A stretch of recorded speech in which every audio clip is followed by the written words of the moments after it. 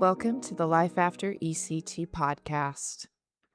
Life After ECT is a 501c3 nonprofit organization dedicated to improving the lives of those harmed by ECT through advocacy, education, and research. You can learn more about what we do and how you can support our work by visiting lifeafterect.org. Today we're discussing a landmark electroconvulsive therapy lawsuit in California that settled shortly before it was scheduled to go to trial. The case involved two women who received ECT at a psychiatric center in Sacramento. One underwent 11 sessions, the other received 31.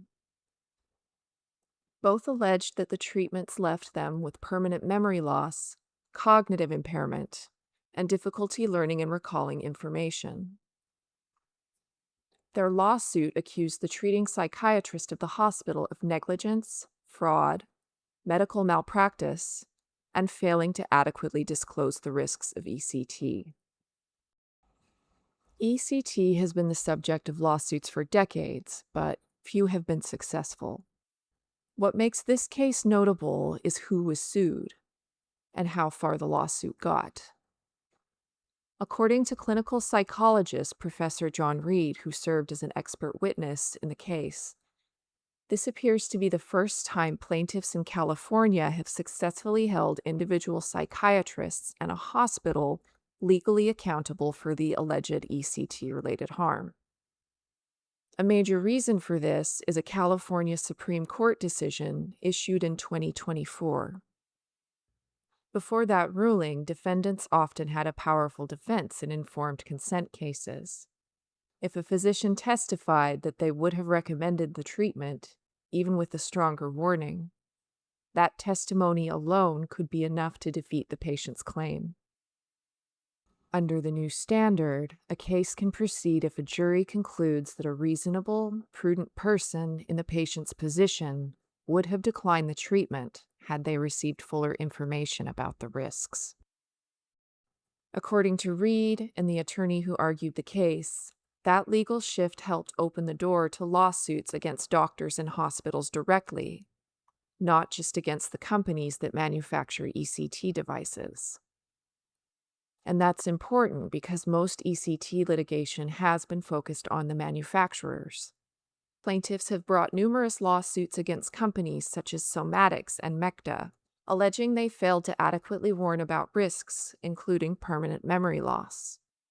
Reed notes that patients have also occasionally sued physicians.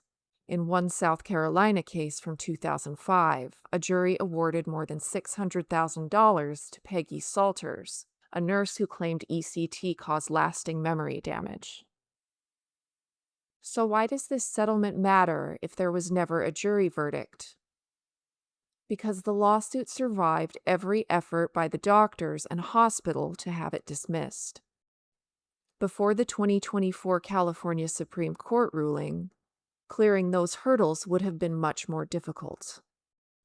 Simply reaching the brink of trial represents a significant development in ECT litigation. Reed hopes that cases like this, whether they end in settlement or trial, will encourage psychiatrists to think carefully before administering ECT, and will lead to patients and families receiving clearer information about the risks before making a treatment decision.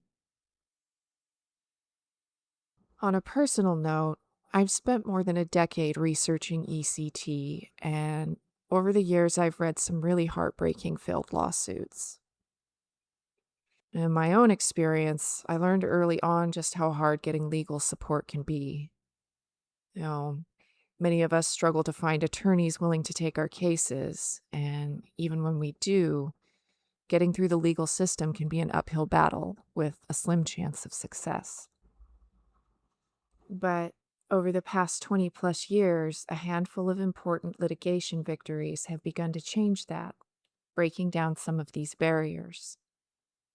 After decades of being dismissed, people harmed by ECT are finally getting a real chance to have their cases heard. It's so encouraging to see peers receive recognition and compensation for their losses. and I hope we'll continue to see more victories like this going forward.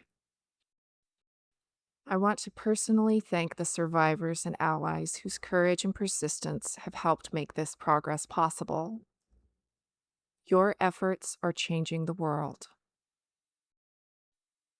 And that's all I have for this update. If you've been harmed by ECT and live in the United States or England, there are law firms currently accepting ECT claims. You'll find links to legal resources, along with Professor Reed's blog post, in the show notes. Take care. Thank you for tuning in to the Life After ECT podcast.